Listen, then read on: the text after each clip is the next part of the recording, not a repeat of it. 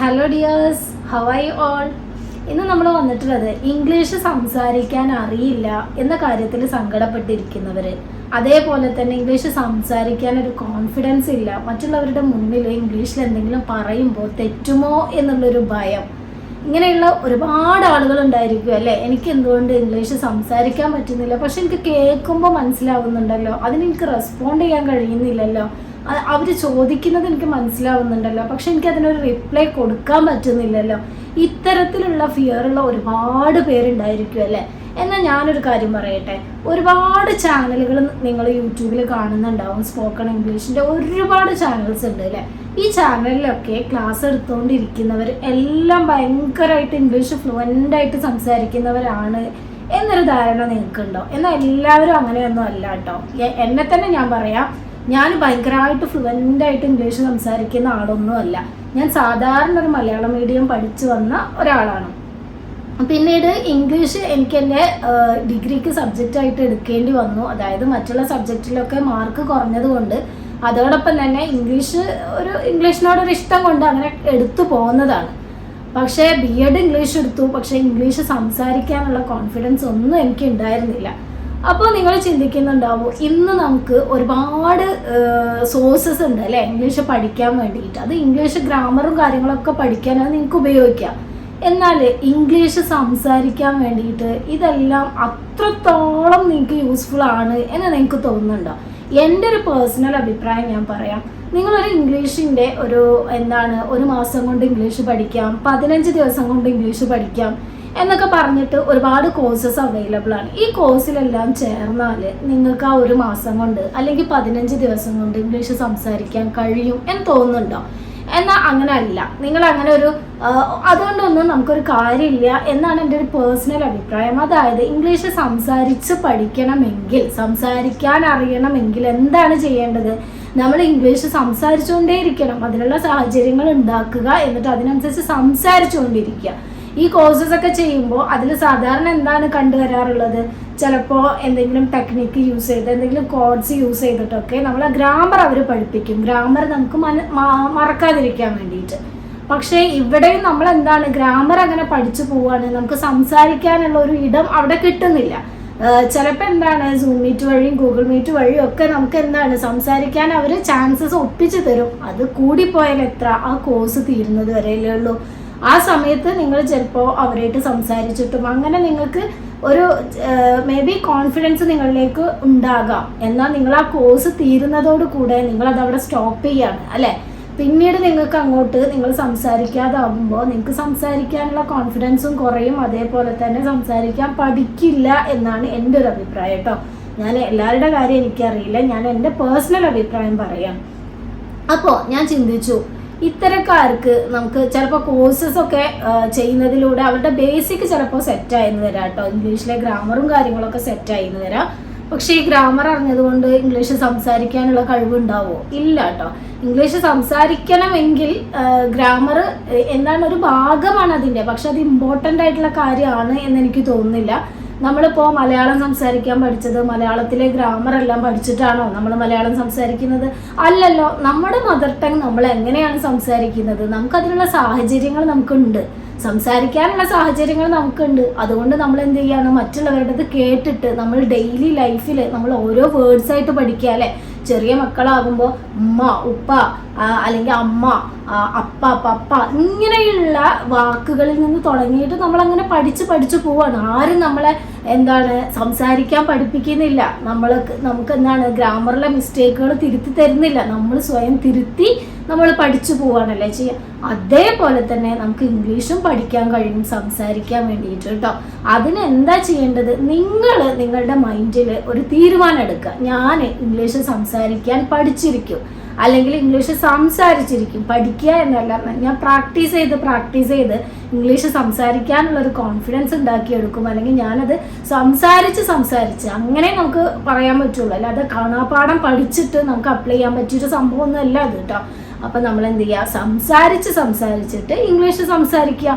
Okay, അതിന് നിങ്ങൾ ready ആണെങ്കിൽ അതിന് പ്രത്യേകിച്ച് ടെക്നിക്സോ കാര്യങ്ങളോ ഒന്നും ഇല്ല കേട്ടോ. ഇംഗ്ലീഷ് സംസാരിക്കാൻ വേണ്ടിയിട്ട് പ്രത്യേകിച്ച് ടെക്നിക്സും കാര്യങ്ങളൊന്നും യൂസ് ചെയ്ത് പഠിച്ചിട്ടൊന്നും ഒരു കാര്യമില്ല. അത് നമ്മൾ പഠിക്കുക എന്നാണ് അതിന് പറയുക അല്ലേ. അതിന് നമ്മൾ സംസാരിക്കുക എന്നല്ല പറയുക. സംസാരിക്കാൻ ആരും പഠിപ്പിച്ചു തരേണ്ട ആവശ്യമില്ല, നമ്മൾ സ്വയം സംസാരിച്ച് പോവാ.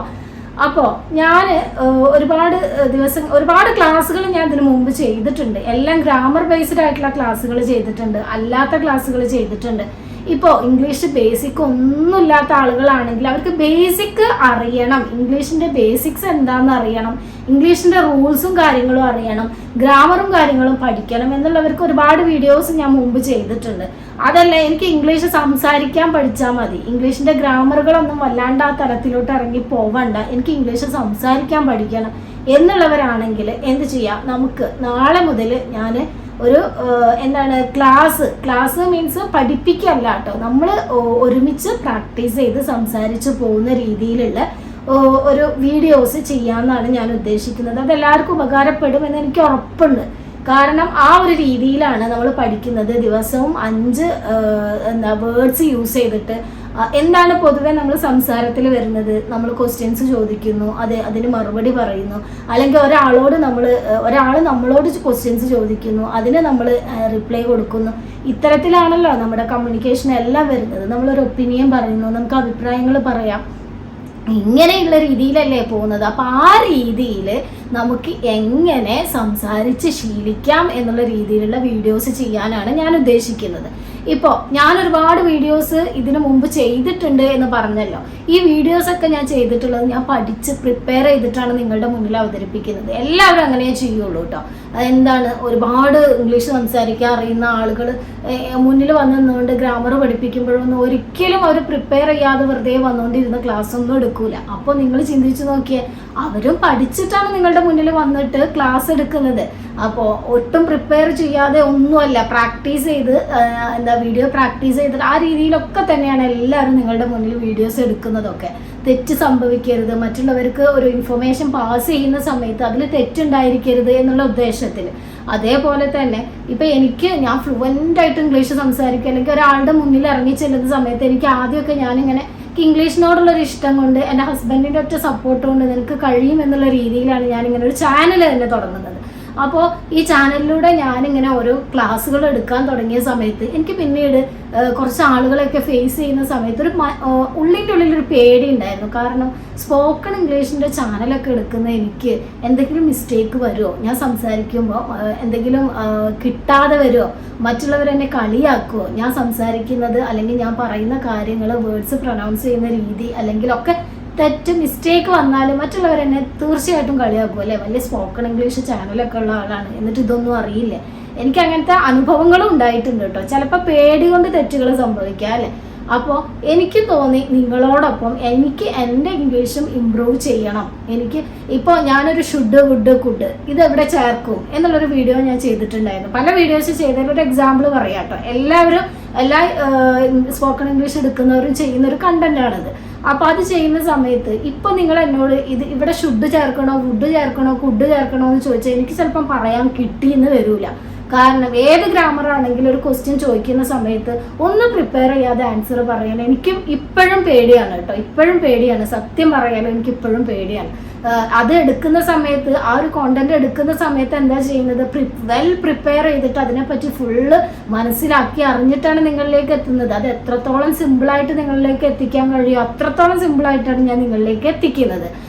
അപ്പോൾ എനിക്കത് അറിയാമായിരുന്നു. അന്ന് എടുക്കുന്ന സമയത്ത് അതിൻ്റെ പിറ്റേ ദിവസമൊക്കെ ചിലപ്പോൾ ചോദിച്ചാൽ കിട്ടുമായിരിക്കും. കുറേ ദിവസത്തിന് ശേഷം ഞാനെടുത്ത ക്ലാസ് എന്താണെന്ന് വരെ ഓർക്കാത്തൊരു ഈ ബുദ്ധിമുട്ടും കാര്യങ്ങളൊക്കെ എനിക്കുണ്ട്. അപ്പോൾ നിങ്ങൾ ചിന്തിക്കേണ്ട, നിങ്ങൾക്ക് കഴിയില്ല എന്നൊരിക്കലും നിങ്ങൾ ചിന്തിക്കേണ്ട. അതിനൊരു എക്സാമ്പിൾ പറഞ്ഞു തന്നതാണ്.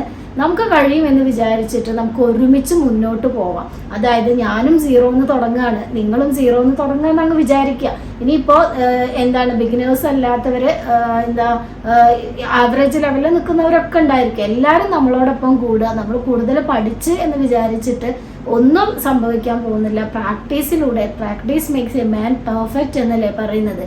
അപ്പോൾ എന്ത് ചെയ്യുക, പ്രാക്ടീസ് ചെയ്ത് നിങ്ങൾ നിങ്ങളുടെ ഇംഗ്ലീഷ് റെഡിയാക്കി എടുക്കുക. അല്ലാണ്ട് ഒരുപാട് ക്യാഷ് കൊടുത്ത് ഒരു കോഴ്സിന് ചേർന്നിട്ടൊന്നും നിങ്ങൾക്ക് സംസാരിക്കാൻ നിങ്ങൾ പഠിക്കില്ല എന്നുള്ള കാര്യത്തിൽ ഷുവറാണ് കേട്ടോ. ഞാൻ ആരെയും കുറ്റപ്പെടുത്തല്ല, ഏതൊരാളെയും കുറ്റപ്പെടുത്തല്ല, അവരുടെ കോഴ്സിനെ പറ്റി കുറ്റപ്പെടുത്തുക ഒന്നുമല്ല കേട്ടോ. നിങ്ങൾക്കൊരു ലെവൽ ഉണ്ടായിരിക്കുമല്ലോ ഇംഗ്ലീഷിൽ, ആ ലെവലിൽ നിന്ന് നിങ്ങൾ എന്ത് ചെയ്യുക, സംസാരിച്ച് പോവുക. ഞാൻ വീണ്ടും എടുത്ത് പറയാം, നിങ്ങൾ പ്രാക്ടീസ് ചെയ്യുക. അതിന് നിങ്ങൾ തയ്യാറാണെങ്കിൽ നമുക്ക് നാളെ മുതൽ ഞാനൊരു ക്ലാസ്സസ്, അത് നിങ്ങളെ പഠിപ്പിക്കുകയല്ല കേട്ടോ, നമ്മളിങ്ങനെ പ്രാക്ടീസ് ചെയ്ത് പോകുന്ന രീതിയിലുള്ള ക്ലാസ്സസ് ഇടാനാണ് ഇനി മുതൽ ഞാൻ ഉദ്ദേശിക്കുന്നത്. അത് എത്രത്തോളം എഫക്റ്റീവ് ആവും എന്നുള്ളത് നിങ്ങൾ ക്ലാസ്സുകൾ കണ്ടിട്ട് നിങ്ങൾ എന്നോടൊപ്പം ജോയിൻ ചെയ്തിട്ട് നിങ്ങൾ തീരുമാനിക്കുക. അപ്പോൾ ഇനിയുള്ള വീഡിയോസിനായിട്ട് നിങ്ങൾ കാത്തിരിക്കുക. നിങ്ങളുടെ വിലപ്പെട്ട കമൻസും ലൈക്ക്, ഷെയർ, സബ്സ്ക്രൈബ് എല്ലാം എനിക്ക് വേണം. എന്നാൽ മാത്രമേ എനിക്ക് മുന്നോട്ട് പോകാനൊരു എനർജി ഉണ്ടായിരിക്കുള്ളൂ. So thanks for watching. Have a nice day.